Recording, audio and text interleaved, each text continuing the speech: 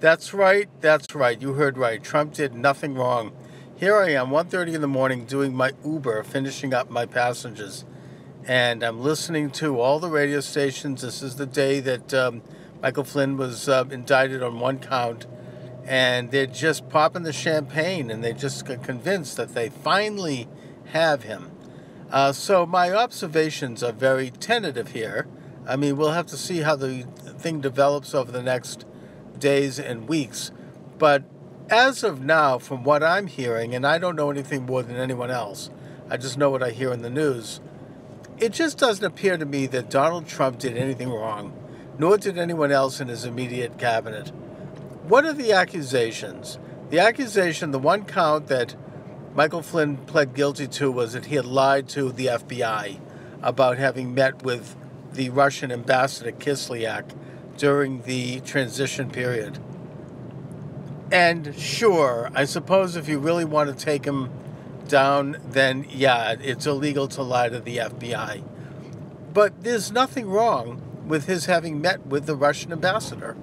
There's nothing wrong with anyone else in the Russian transition team meeting with any foreign leader or foreign contact as they prepare to take office. In fact, they met with many, many dozens of foreign contacts, as have every presidential transition team, going all the way back to James Madison, who had an envoy meet with the ambassador to Canada in 1809 when he was preparing to become president of the United States.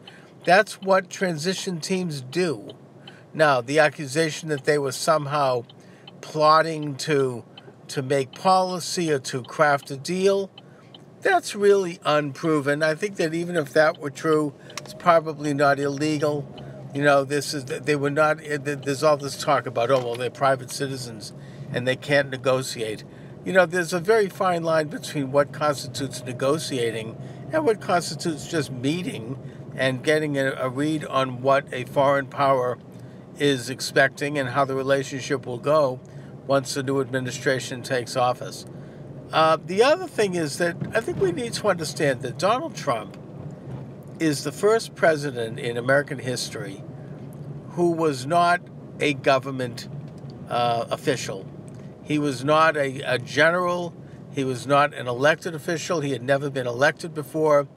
He is a businessman, and he's used to doing things as a businessman does. I mean, it's, he's used to talking to people off the record and trying to make deals and trying to get people to say, hey, can you fix this for me?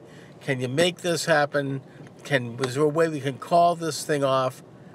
And I think that as such, a lot of the talk that he was engaging in is not the conventional way we're used to hearing political figures talk. Like, hey, how can we wrap this investigation up? It's really getting in my way. There's nothing to this. And when he said to Comey, this is can you figure a way to wrap up this thing against Michael Flynn? He did nothing wrong. He's a good guy. Is there any way you could wrap it up? That's how business people talk. That's what business people do. They try to make a deal, and that's how Trump was operating. Now, to take that and claim that this is somehow obstruction of justice? No. Maybe it would have been if it had been Richard Nixon or Jimmy Carter or Bill Clinton. I mean, these people are experienced politicians who understand that that what they're doing is trying to thwart an investigation. But I don't think that's the case with Trump. I think it's just he didn't really like having this thing going on. It was a big distraction. He wanted to see it get wrapped up quickly.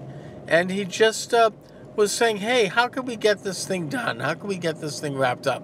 So I honestly don't think that, knowing who Trump is and his temperament, there was any obstruction of justice. Carelessness? Yes.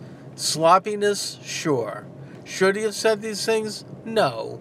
But it's not that he's deliberately trying to obstruct justice or cover something up. It's just not likely, and I don't think they're going to make that thing stick. As far as Russia itself, there's no evidence that Russia, at the end of the day, had hacked the American campaigns. There's just no evidence of it. And they probably didn't. It was probably an inside job at the Democratic National Committee. Rumor has it that it was people who were loyal to Bernie Sanders who were angry at Hillary Clinton for what we now know, and Debbie Wasserman Schultz was to screw over Bernie Sanders, and that Bernie Sanders' main point person at the DNC, certainly in the computer department, was Seth Rich, who was gunned down shortly before the WikiLeaks emails were released by Julian Assange over at WikiLeaks. So, there's a lot more to it, but the fact is there's no evidence that Russia did it. So then what is this all about anyway? What is it all about, the fact that they came up with a phony dossier originally created by Trump haters in the Republican Party and then picked up by Hillary Clinton's campaign and paid for, and then they used that as an excuse to bug Trump and to bug his office and get all these, phone calls intercepted. What is this all about? What this is all about, in my opinion, is this is a coup d'etat. The left, the establishment, the Democrats, the Republican establishment, the internationalists, the multinational corporate types, a whole coterie of very powerful people who have an agenda that Trump opposes. They want to take Trump out. And this is the way they're doing it, by distracting him, keeping off balance, and it is a very serious matter whether or not they're successful. So I think that these charges against General Flynn and against others are very serious, not because they're true necessarily, not because they've done anything wrong, but because the people that are behind this are determined to take President Trump out, and it's a very, very perilous situation. Will remain as such every day that he is in office. So all we can do is to try to, see through it as best we can, and also understand exactly why President Trump is important, and so that even if we lose President Trump, God forbid, we can continue the Trump revolution. And the reason Trump is important is the very reason why they want to take him out. Because he stands for America first and all sovereign nations first. He stands for sane policies that improve America's economy and improve America's prosperity. And believe it or not, the internationalists do not stand for those things.